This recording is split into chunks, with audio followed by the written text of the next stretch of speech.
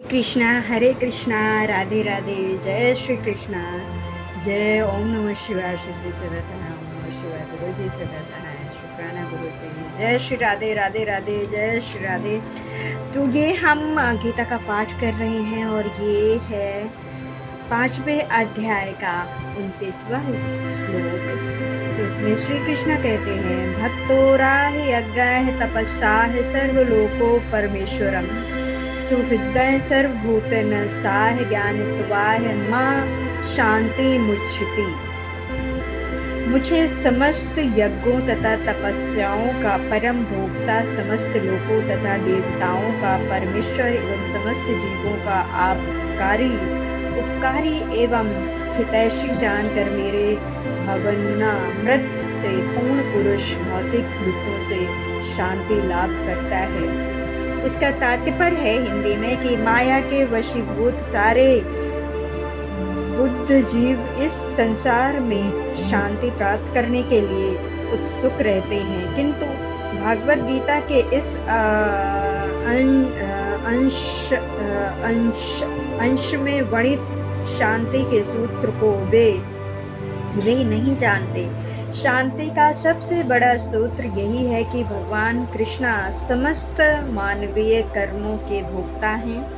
मनुष्यों को चाहिए कि प्रत्येक वस्तु भगवान की दिव्य सेवा में अर्पित कर दें, क्योंकि वे ही समस्त लोकों तथा उनमें रहने वाले देवताओं के स्वामी हैं। उससे बड़ा कोई नहीं है। वे बड़े से बड़े देवता शिव तथा ब्रह्मा से भी महान हैं। वेदों में श्वेतसुरः भगवान को तमिधारणम परम महे परिश्रम कहा गया है। माया के वशीभूत होकर सारे जीव सर्वत्र अपना प्रभुत्व जानना चाहते हैं, लेकिन वास्तविकता तो ये है कि सर्वत्र भगवान की यात्रा का प्रभुत्व है।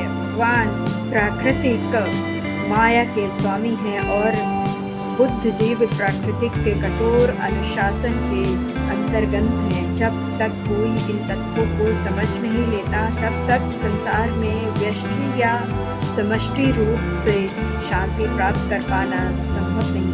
कृष्णा भावनात्मा अमृत का यही एक अर्थ है। भगवान से शांति प्राप्त कर पाना संभव नहीं है। कृष्णा भावनामृत का यही अर्थ है। भगवान कृष्णा परमेश्वर तथा देवताओं सहित सारे जो उनके आश्रित हैं, पूर्ण कृष्णा भवनामृत में रह करके ही पूर्ण शांति प्राप्त की जा सकती है। यहाँ 5वां अध्याय कृष्णा भवनामृत की जिसे समानताएं कर्म योग कहते हैं, व्यवहारिक व्याख्या है। यहाँ पर इस प्रश्न का उत्तर दिया गया है कि कर्म योग से मुक्ति किस तरह प्राप्त होती है। कृष्णा भवनामृत में कार्य करने का अर्थ है परमेश्वर के रूप में भगवान के पूर्ण ज्ञान के साथ कर्म करना। ऐसा कर्म दिव्य ज्ञान से भिन्न नहीं होता है। प्रत्यक्ष कृष्णा भावना भगवान के पूर्ण ज्ञान के साथ कर्म करना, ऐसा कर्म दिव्य ज्ञान से भिन्न नहीं होता। प्रत्येक कृष्णा भावनामृत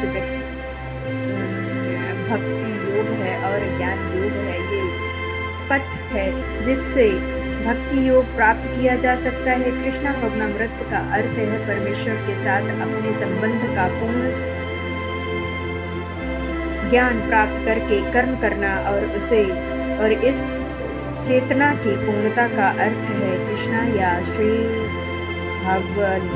भगवान का पूर्ण ज्ञान। शुद्ध जीव भगवान के अंश रूप में ईश्वर का शाश्वत दास है। वो माया पर प्रभुत्व जताने की इच्छा से ही पाया जाता है, संपर्क में आता है, और यही उसके कष्टों का मूल कारण है। जब तक वो पदार्थों के संपर्क में रहता है, उसे भौतिक आवश्यकताओं के लिए कर्म करना पड़ता है, किंतु कृष्णा भवनामृत उसे पदार्थ की परिधि में स्थिति होते हुए भी आध्यात्मिक जीवन में ले जाते हैं, क्योंकि भौतिक जगत में भक्ति का आभास करने से पर जीव का दिव्य स्वरूप पुनः प्रकट हो जाता है। जो मनुष्य जितना ही प्रगत है, वो उतना ही पदार्थ के बंधन से मुक्त रहता है।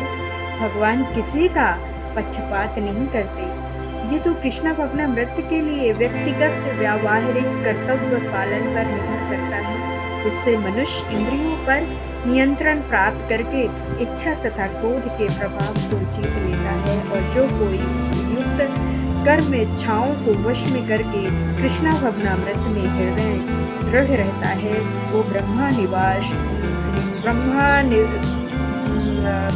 निवारण या दिव्य अवस्था को प्राप्त होता है। और कृष्ण भवनामृत में अष्ट योग पद्धति का स्वयमेव अभ्यास होता है, क्योंकि इससे अंतिम लक्ष्य की पूर्ति होती है। यम नियम आसन प्राणायाम प्रत्याहार धारणा ध्यान तथा समाधि के अभ्यास द्वारा धीरे धीरे प्रगति हो सकती है, किंतु भक्ति योग में तो ये प्रस्तावना के स्वरूप है, क्योंकि केवल इसी से मनुष्य को पूर्ण शांति प्राप्त हो सकती है।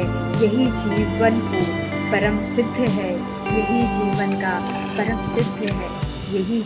का परम सिद्ध है। जय श्री कृष्णा।